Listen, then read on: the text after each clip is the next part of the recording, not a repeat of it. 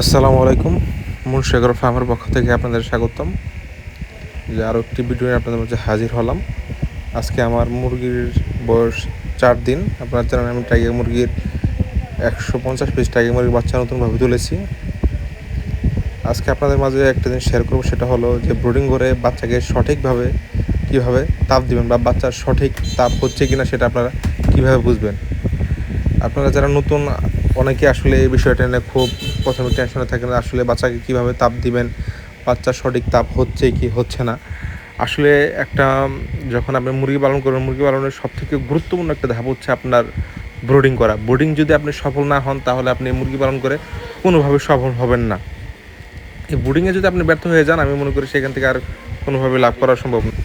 আপনারা যখন বাচ্চা নিয়ে আসবেন, সর্বপ্রথম বাচ্চা ছাড়ার আগে আপনার ব্রুডিং ঘরটা আপনি 20 মিনিট বা 10 মিনিটের জন্য হিট করে নেবেন। তারপর বাচ্চাগুলো ছাড়েন। বাচ্চাগুলো ছেড়ে দিয়ে আপনার সাথে সাথে এই খাবার পানি কোনোটাই দেবেন না। বাচ্চা কিছুক্ষণ তাপে থাকবে, তারপর কিছুক্ষণ পরে খাবার দেবেন, দেন তারপরে পানি দিবেন। আর হ্যাঁ, আপনি কীভাবে বুঝবেন যে সঠিক তাপমাত্রা হচ্ছে কি না? আপনি যখন লাল লাইটটা দিবেন, যখন দেখবেন বাচ্চাগুলা লাইটের নিচে মোটামুটি সবগুলা খাচ্ছে বা চলাফেরা করতেছে, তখন বুঝবেন যে বাচ্চার তাপমাত্রা সঠিক আছে। আর যখনই দেখবেন যে বাচ্চা এলোমেলো হয়ে চারিদিকে ছড়িয়ে আছে, মানে সাইডে চলে গেছে, তখন বুঝবেন আপনার এখানে হিট বেশি হচ্ছে।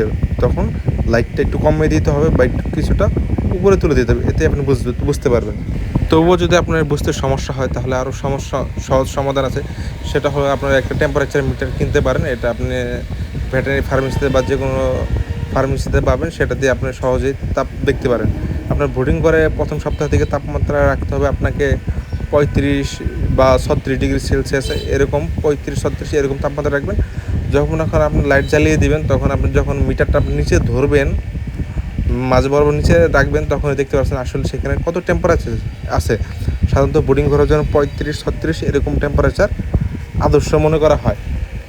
আপনি সহজেই ডিজিটাল মিটারের দ্বারা এই তাপমাত্রা বুঝতে পারবেন। এছাড়াও বর্তমান সময়ে, আধুনিক সময়ে আরও কিছু জিনিস বেরোচ্ছে, যেমন আপনার তাপমাত্রার জন্য একটা সেন্সর আছে। সেটা হলো আপনার যে বোর্ডিংয়ের সাথে এটা ফিটিং করে দেবেন, মাঝখানে এটা সেন্সরটা ঝুলিয়ে রাখে। আপনার সেখানে ফিটিং সেট করে দেয় যে আপনার তাপমাত্রা কত থাকবে, সর্বনিম্ন 33 বা 34, উপরে 36, এই একটা আপনার টেম্পারেচার ওইখানে ফিক্সড করে দেয়। যখন আপনার 36 টেম্পারেচার হয়ে যায় ভিতরে, তখন অটোমেটিক লাইটগুলো বন্ধ হয়ে যায়। দেন আবার যখন টেম্পারেচার 2-1 ডিগ্রি কমে যায়, তখন অটোমেটিক আবার লাইটগুলো অন হয়ে যায়। এটা আসলে বর্তমানে খুবই আধুনিক একটা জিনিস। এটা আসলে অনেক খামারি ব্যবহার করে থাকেন। আর যারা অভিজ্ঞ খামারি, আসলে তাদের এটা দরকার হয় না, তারা নিজেরাই আসলে বুঝতে পারে তখন কখন তাপ কমাতে হবে, কখন বাড়াতে হবে। আর যেহেতু এখন একটু আবহাওয়া একটু কিছুটা সময় গরম পড়তেছে, কিছুটা সময় ঠান্ডা পড়তেছে, এই দিকটা খেয়াল রাখতে হবে। এই দিকটা খেয়াল করে ভালোভাবে ব্রুডিং করতে হবে আপনাকে। যখন একটু রোদ বেশি ওঠে, তখন একটু বেশি গরম থাকে স্বাভাবিকভাবেই, তখন লাইটটা কমিয়ে দিতে হবে বা উপরে উঠিয়ে দিতে হবে। আর রাতের বেলা যখন বৃষ্টি হয়, স্বাভাবিকভাবেই তখন একটু ঠান্ডার পরিমাণটা একটু বেশি থাকে, তখন অবশ্যই লাইটটি বাড়িয়ে দিতে হবে বা লাইটটি একটু নিচে নামিয়ে দিতে হবে। তো আপনার নিজেরা বুঝতে পারবেন, আসলে এটা আপনার দেখলে বুঝতে পারবেন। যখন দেখবেন যে আপনার হোভারের নিচে বা লাইটের নিচে বাচ্চাগুলো আছে, তখনই বুঝতে পারবেন যে তাপমাত্রা সঠিক আছে।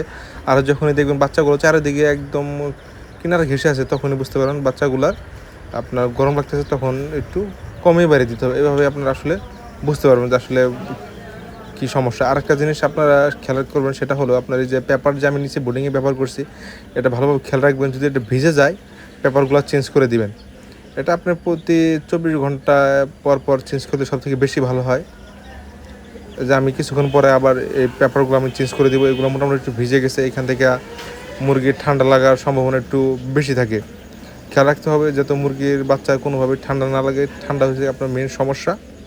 এর জন্য ব্রুডিং ঘরে আপনার যাতে ঠান্ডা না লাগে, এর জন্য পেপার দিতে হবে। আর এই দেখেন আমি চারিদিকে কি সুন্দরভাবে বেড়ে দেখছি, কারণ বর্তমান সময়ে একটু বৃষ্টি হচ্ছে, আবার ঠান্ডা পড়তেছে, আবার এই যে হালকা একটু বাতাস যেন ঢুকতে পারে, এই ব্যবস্থা করে রাখছি, যাতে করে ভিতরে অতিরিক্ত গরম ভাবও না আসে। আসলে এইভাবে আপনাকে ব্রুডিং করতে হবে।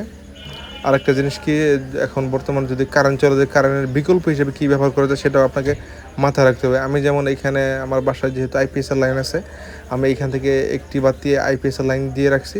আর আপনার যদি আইপিএস না থাকে, আমি মনে করি এখানে সবথেকে ভালো সমাধান সেটা হলো হ্যারিকেন। আপনারা 2-1টি হ্যারিকেন রাখতে পারেন। হ্যারিকেন জ্বালিয়ে রাখলেও মোটামুটি হিটটা হবে।